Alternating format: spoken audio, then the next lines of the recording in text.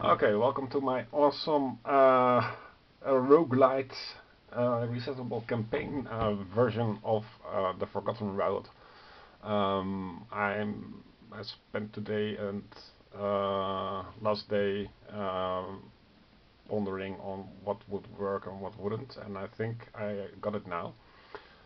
We discussed the session lose resolutions. So after you lost on various difficulties. Next up is the session win resolutions. So in case you won on easy, as the victorious heroes report next morning at your guild office, you smell the rank odor of stale beer as they groggily present you their friend, the friend they saved, and a measly 1 coin. Also, it seems the night before someone has had fun with a few potions. Now, that is the thematic fluff. The instructions are step by step. From the party, remove all but 1 coin to add to the guild coffers.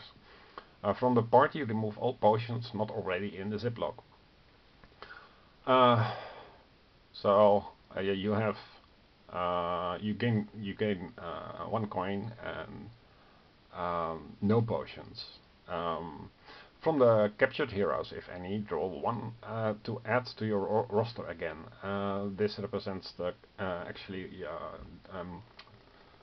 liberated capture, but you don't know which one it is, but you'll see it soon. If there are no more captured heroes, tick off normal difficulty unlocked on your guild card. So this means that you stay on easy difficulty until you have freed all heroes. Now, once normal difficulty is unlocked, you can play on normal. So let's assume you won on normal. Your wise decisions led the party to miraculously beat the dungeon boss and free their captured friend. As a loyal members, they present you 2 coins and who they freed. So they are less drunk now. From any remaining gold, remove all but keep 2 coins to add to the guild coffers. So at maximum you can gain 2 coins per play session on normal. From any remaining potions, remove all but keep 1 to add to the guild coffers. And from now on normal, every time you win, you gain a potion that you can reuse.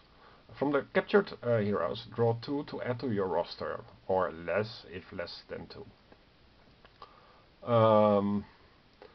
If there are no more captured heroes, tick off hard difficulty unlocked on your guild card. That means that you freed all heroes that the dungeon boss has captured.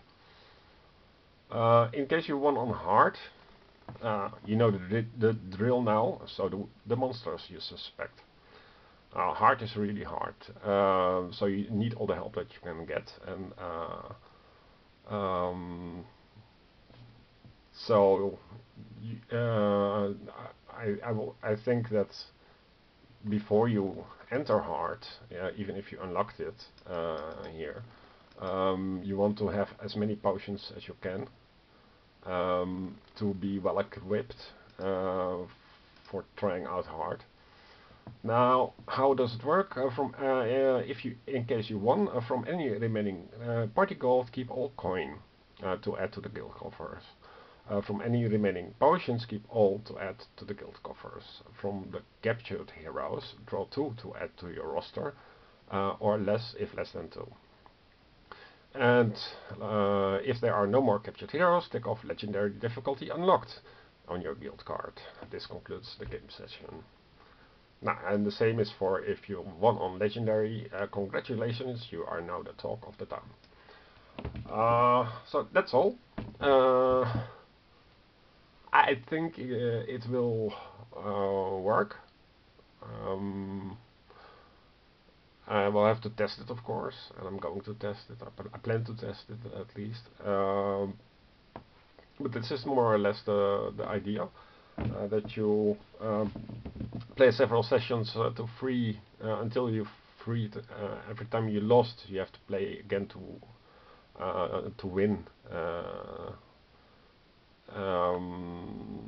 You can lose, but I think you will only lose on hard or legendary if things actually don't go as you wish. There are some variations possible that I considered. For example, you can make a road boss and a dungeon boss card, and when the party was killed on the road, one member goes into under the road boss, and if the party was killed in the dungeon, it goes to the dungeon boss. The next time that you play, you first want to free the captured heroes by the road boss, and if the road boss has no captured heroes, then you continue on to the dungeon, something like that. I think that would defeat the purpose a little bit to actually plan for the whole journey. So you would that wouldn't really help. Something else would be the dice mitigation that I found really unpleasant. I want to add something. Let's see. It is in the descent check. You have to roll the 3 skill dice, and original version was there is no reroll, and that is completely annoying, especially when you have to match the symbols on the dungeon on the boss card. So for very easy, I did reroll any dice. For easy, I did reroll 1 die once, and normal pay 1 coin per reroll. Normal plus hard plus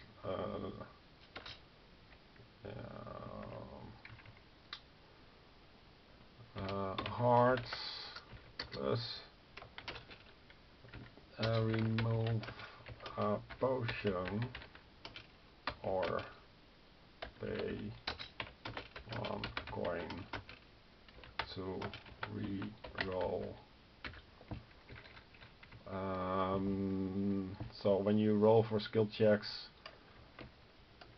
there is 1 reroll. And yeah, so at least now you have some mitigation.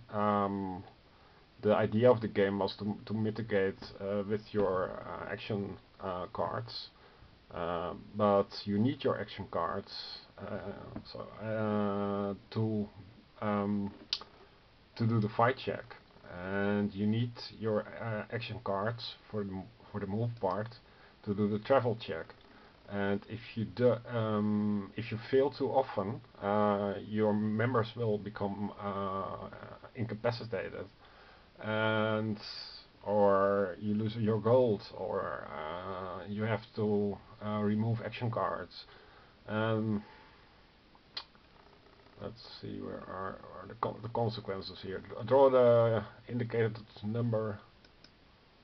Wait, this can be made a bit larger. So these are the consequences, and this is very unwanted because your guild will not become richer. This will hurt you over the long term,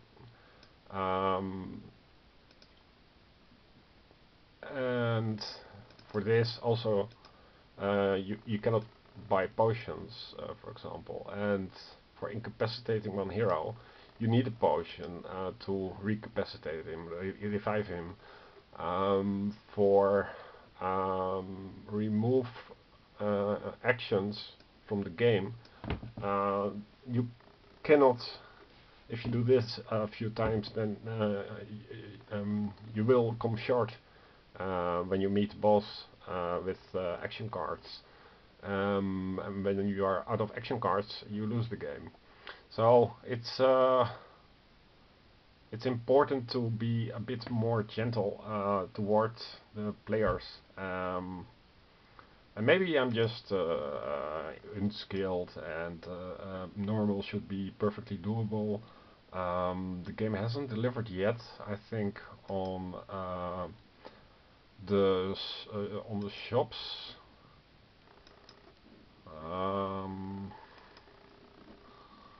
But I put it here, the Forgotten Roads, on my Google Drive, along with the custom dice faces. So in case you want the true experience, you can just download custom dice faces.